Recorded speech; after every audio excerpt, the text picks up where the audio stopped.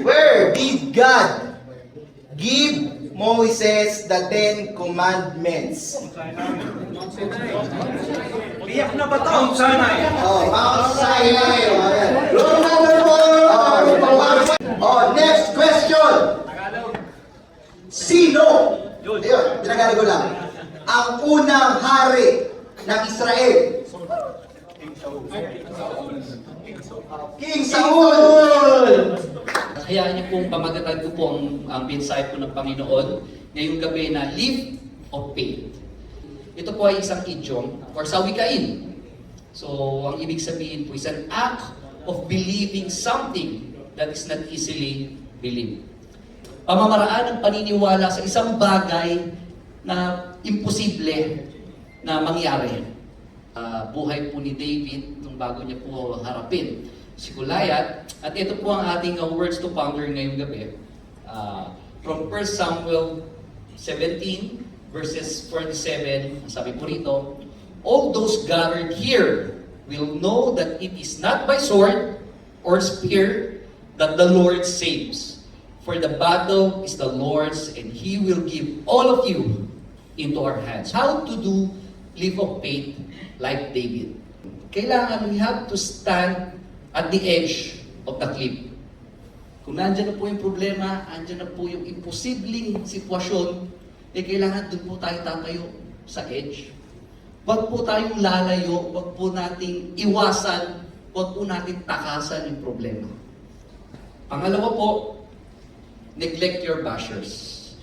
So doon po sa pagharap po natin sa ating mga problema, dyan sa mga malahigating problema po natin, sa mga impossible situation po natin, meron po tayong mga bashers po dyan. Meron tayong magdi-discourage sa atin. Ayan, sa number 3 po, let me go to number 3. Sabi po dito, believe that God can do it again. So, hina-highlight ko po yung again. So, dito po sinasabi ni David, sinagip na ako ng Panginoon nung hinarap ko yung leon at yung oso, yung bear. Anong pinagkaiba niya sa pagharap ko sa higanting ito?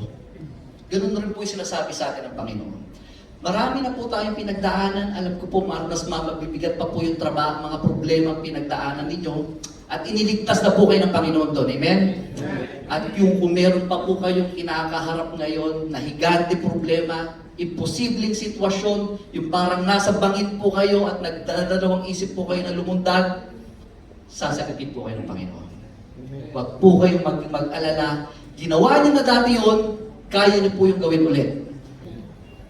Number 4, realize that God has purpose. Prime purpose po is to glorify God. Gagamitin po ni Lord yung sitwasyon po na yan, yung testimony po ng buhay po niyan, para po makapag-encourage pa po tayo ng iba. Ma-share po natin, malaman po ng karamihan, ng lahat, ng Panginoon, na ating Diyos na buhay, nagliligtas kahit ano pang sitwasyon po ang kinaharap po natin.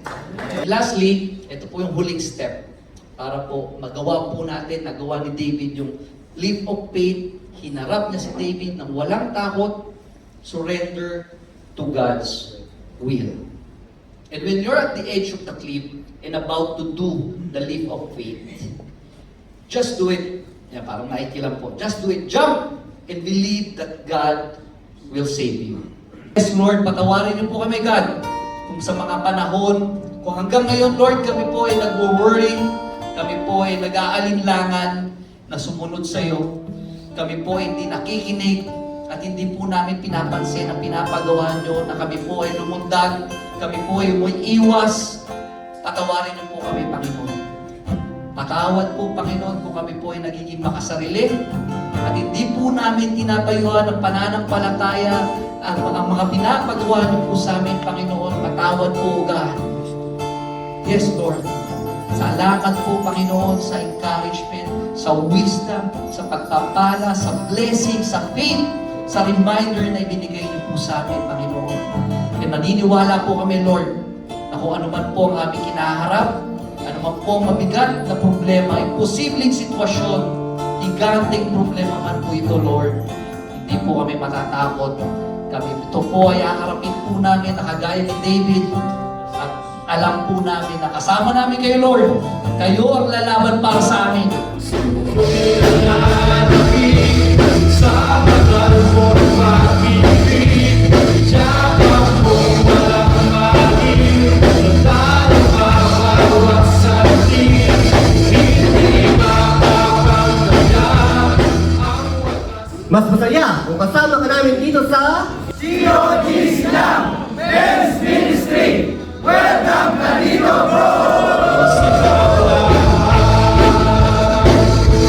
Hindi mapapagdaya ang wakas mo pag-ibig, na kahit sino pa man. Jesus, ikaw lang